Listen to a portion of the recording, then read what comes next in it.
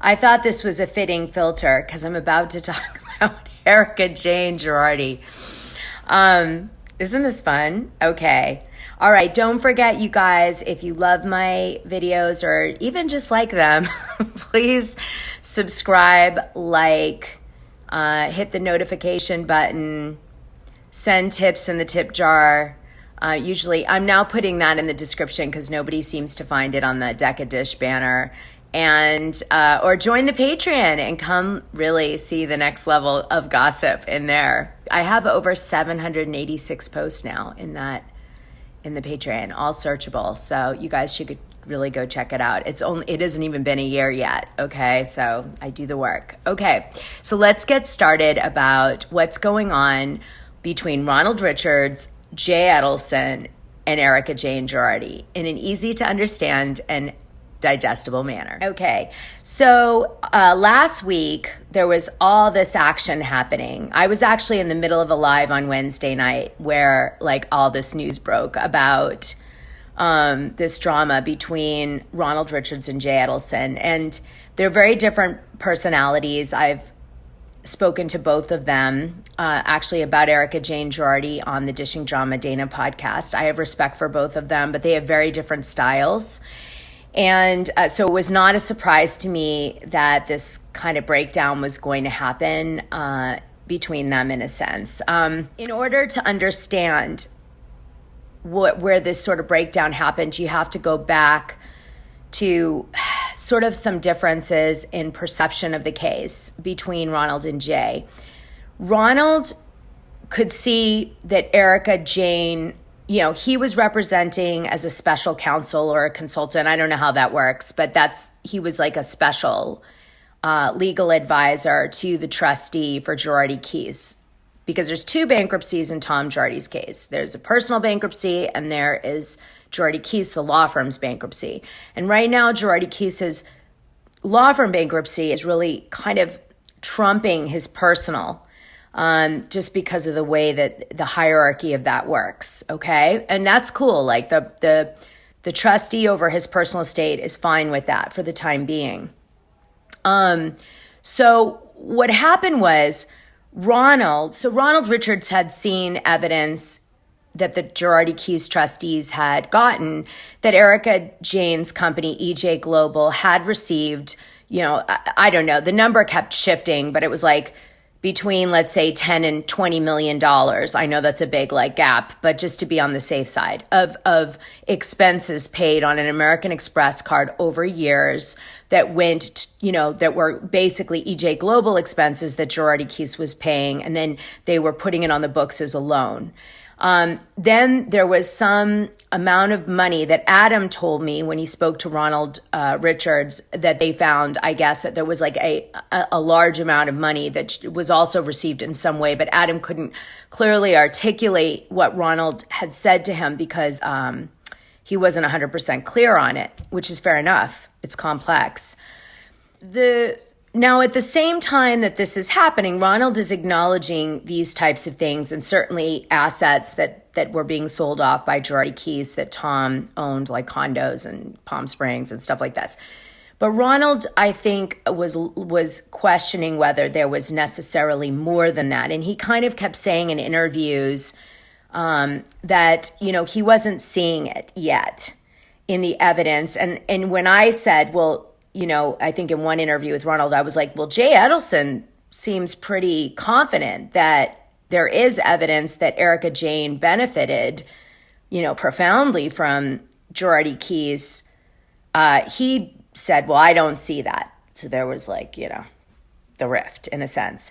Now, Jay absolutely has said over and over that he sees clearly that there is evidence that there should be discovery. So we haven't seen the result of, if you recall a few weeks ago, it was kind of under the radar, but the people who are really onto this topic noticed it. And what it was that the trustee under Girardi Keys found out about some bank accounts that were a little funky, that were sort of floating around, and they wanted to get discovery on those bank accounts. And so I don't know what the result of those discoveries were, but I have a feeling something came out of it that might indicate where this sudden change or shift in the Girardi Keys trustee came from. So Jay Edelson has been saying that he believes a lot of discovery needs to happen, and he still truly believes that that Erika Jayne benefited from client accounts. I'm going to go that far. Whether she knew or not is a different story. Now, Jay Edelson and Ronald obviously sort of have that. So that's kind of like a difference of opinion between the two lawyers. So then Ronald, I think, kept kind of poking Jay a little bit and saying things like, well, I've got access to all the evidence and I don't see this, right, or that. And Jay Edelson was kind of like, I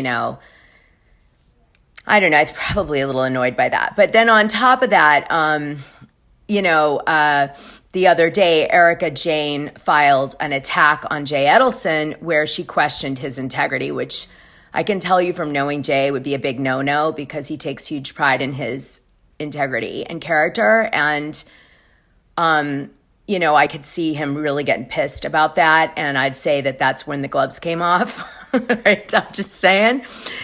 And she was saying that he shouldn't have gotten fees. Erika's claim against Jay Edelson was that whatever client agreements that were established between Girardi Keys and his partner, not him, but his partner, were not done properly in some capacity of notifying the clients of some element of the agreement. Anyway, they tried to make a huge deal out of it. Apparently, the court didn't when Jay responded to it, which I haven't had a chance, full disclosure, to read his response, but they didn't obviously give it much time. Like, they didn't really pay much attention to it. And that, I can imagine, is that the judge sees it for what it is, which is just a distraction to really what everybody's talking about, okay? But he was trying to argue that he didn't have standing to basically sue Erika because of this flaw in this agreement with his partner, Girardi Keys. So Girardi Keys' bankruptcy trustee, I guess, suddenly changed her mind, and she asked Ronald Richards to step out of his position as the consulting attorney to her and bring in a new person. Ronald's position on this was that he thought it was for the best, that for several reasons, I guess he was a little bit maybe, because he wants to be able to commentate a little more opening and not have to worry about it. Maybe it was a little bit out of, they were getting into forensic accounting and that's not his thing. I don't know. There's a million reasons that may have happened. On the flip side, Jay Edelson said on his Twitter that he thought he had gotten fired. I don't know what is the truth, between all these people, but I like to give you the full spectrum, right? Anyway, they did bring someone and replaced Ronald with an attorney, another one. Now, to be fair, a lot of the tabloids and the blogger people that are amazing, by the way, let's not put them down. I think I'm one of them now. Yay! Okay. So those folks came out and said that there were rumors that Ronald Richards was colluding with Erika Jayne's counsel. I'd say to that if you guys asked my opinion, I'd say to that, Ronald Richards obviously had a relationship with Erika Jayne's attorney, as most attorneys that work, in the same circles do, right? I think he felt like he was protecting the trustee's interests in getting all of the assets that were on the table for her to divvy up as she saw fit. Whereas Jay Edelson's trying to get his orphans and plain victims their money. So in a sense, all of these creditors are competing for the same pot of stuff. So I think Ronald was trying to get the trustee as much stuff as she could get. I think Jay was trying to get his clients the stuff. I think Ronald was sort of trying to be like in the middle between Erika Jayne Girardi's lawyer and the trustee to try to salvage something from the situation. But Jay was like, no, you've got to let me pursue my case because I can get discovery that you guys aren't getting or can get.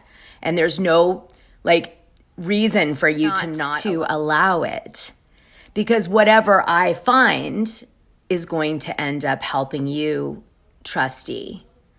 Okay? Because it's very well that Jay Edelson may actually be able to build a solid bridge between Tom Girardi and the money taken from the company and Erika Girardi knowing about it and taking money from the company. And if he's able to make that bridge, then, he absolutely can get more stuff because he can attach Erika to the bankruptcy. So this was a big blow to Erika's legal team, I would imagine, that Jay Edelson has now been allowed by the judge to pursue Erika on behalf of the Lion Airplane victims, and the case that he got a judgment back in December of 2019, so that he can now do his own subpoenas and depositions and the like. In a sense, I'm really pleased that Jay is taking over some of the narrative on this case.